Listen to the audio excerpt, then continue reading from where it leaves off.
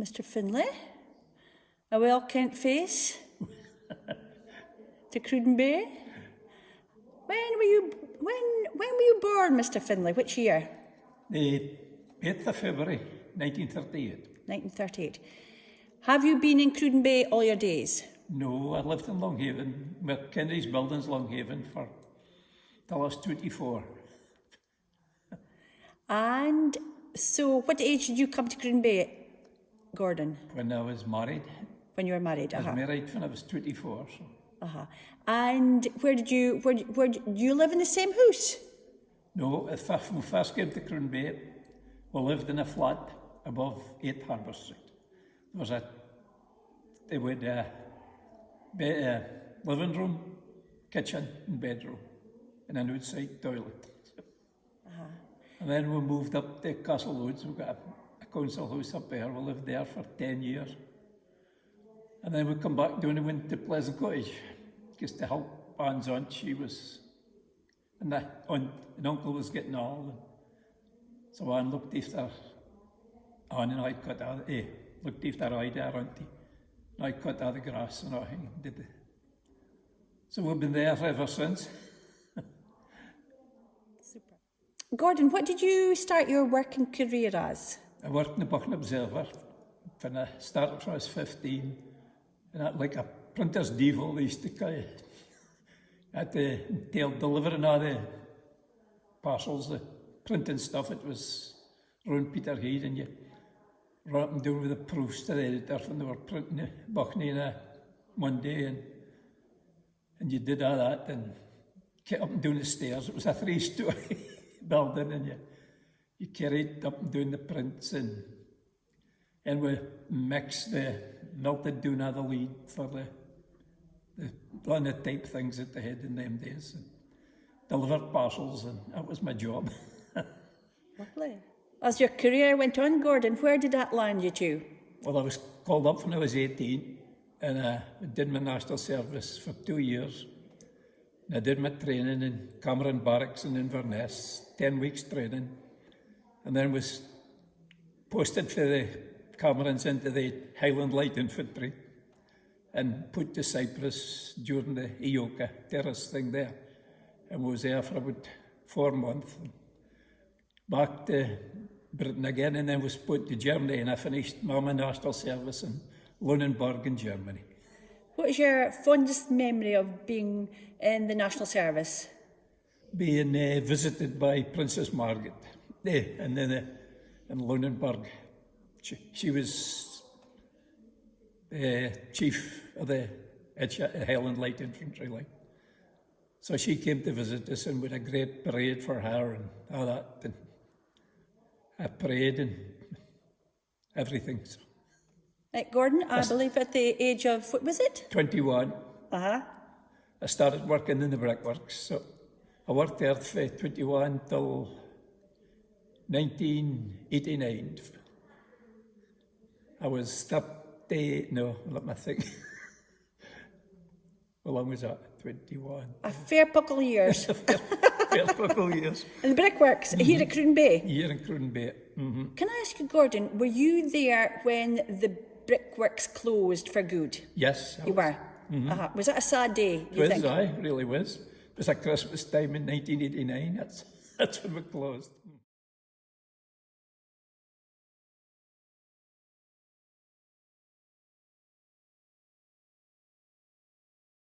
It was demolished, wasn't it? It was knocked down. Gordon, what was your role in the Brickworks here at Cruden Bay?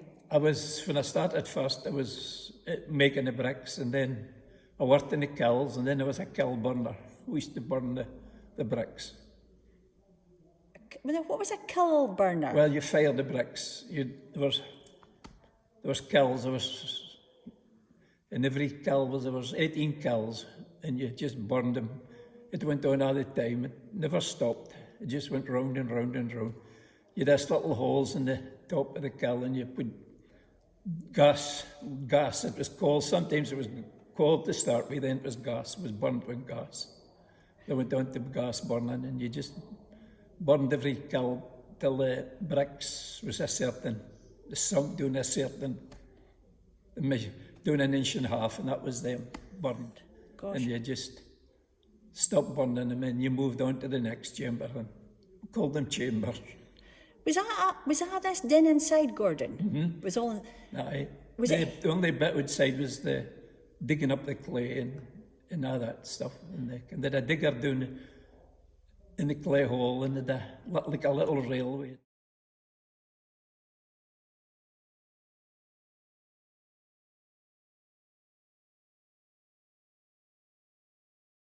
You pulled the boggies up, that was outside, but the rest was nearly all inside. Mm-hmm. Was it hot in there, Gordon? It must have been hot. Very hot in the summer, when you was working in the kilns. Yeah. Did you enjoy your work there? Yes, it was okay. How many men would have been working here? There used to be about 30 something. Mm-hmm. A good number. Aye.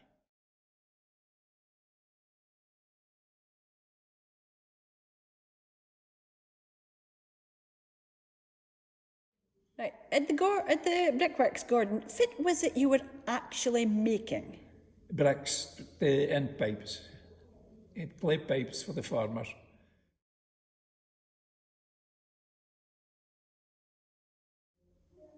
And bricks. Where was your distribution of bricks? Mainly around Peterhead and Aberdeen. And a lot of houses in Peterhead was built with bricks in Aberdeen, and a bit up at Doric was built with bricks for Cruden Bay. So Gordon, what else was there the bricks landed to build from Cruden Bay? Well, the Shell building in Aberdeen was built with bricks for Cruden Bay. And we even sent down to London. And there was a scarcity of bricks down in London, and they used to come up with, there was a dock strike or something, and the lorries come up to Peterhead with stuff and took back loads of bricks and all that. They're doing back to London. Famous, eh? Bricks for Cruden Bay have gone out of the country. To London. If I would have believed it, eh? Well, Mr. Findlay, you're getting your proper name. Yeah. I know of you as a few other roles in Cruden Bay, because you've got a few other roles in Cruden Bay. Yep, I was a janitor for about 15 years up to school. At Port Edel here? At Port Edel School. Mm-hmm. Lovely, yes. So Gordon, have you got many fond memories of being janitor at Port Edel School? Yeah, I've been janitor, especially Christmas time and all the parties and the carol services and all we used to have. It was good.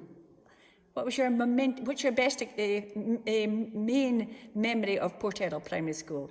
Yeah, the night it was burned down. Oh dear, I know. It was a bit of a disaster, wasn't it? Mm-hmm. Never mind, they got a brand new spanking. They got a new one out of it. Mm-hmm. Haven't it just? Yeah.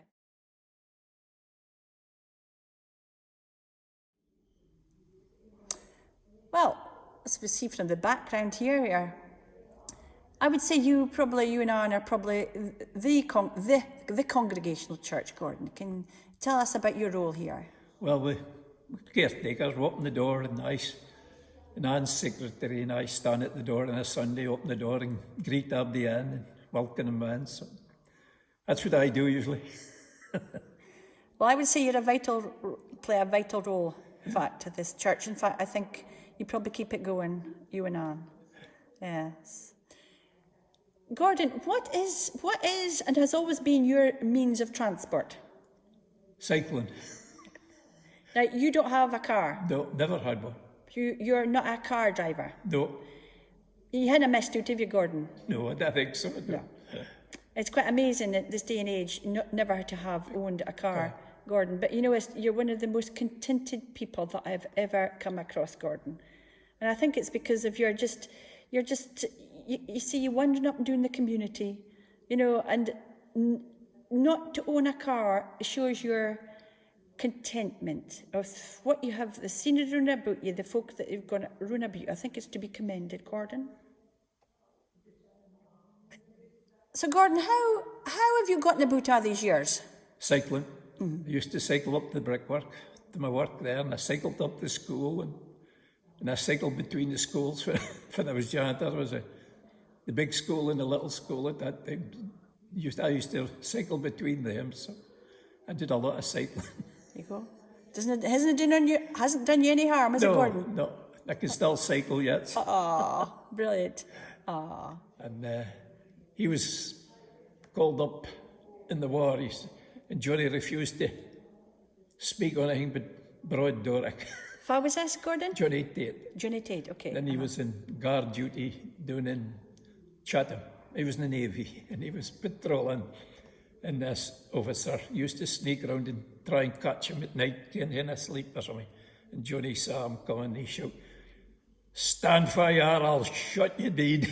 And the officer, he ran back to the guard room and he says, "I don't know what's wrong with that man. I don't know if he's shouting for help or what."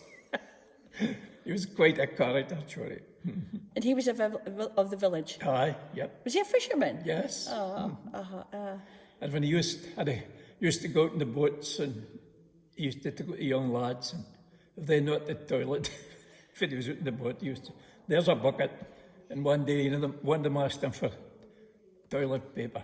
"Toilet paper," he says, "here's the end of a rope." no niceties. No niceties.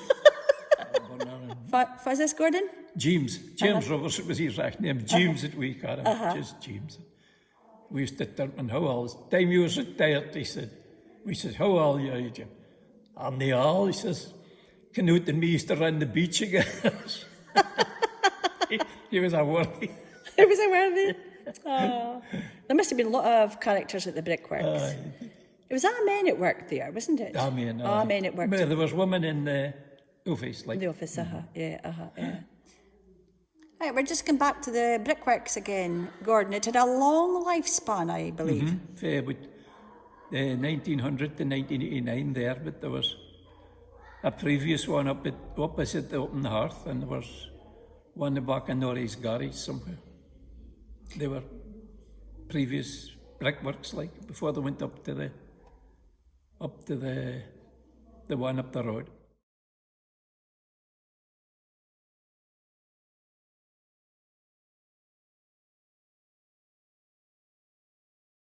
Looking at the Brickworks photographs, Gordon. Who have we got here, Gordon?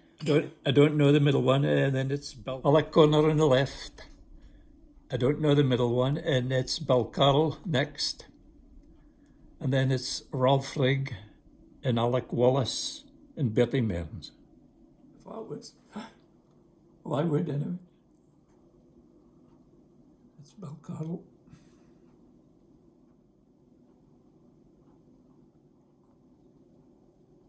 I first went to Brickwork. I had 4 uncles, and my father worked there. John Finlay was my father. Alec Finlay, Willie Finlay, Andrew Finlay, and John Thompson was all my uncles when I went there first. That's my dad on the right, John Finlay, cutting the bricks into lengths to be made into bricks, and that's Andy Stewart pulling them down the table to be built onto cars, to be taken to the dryer to be dried.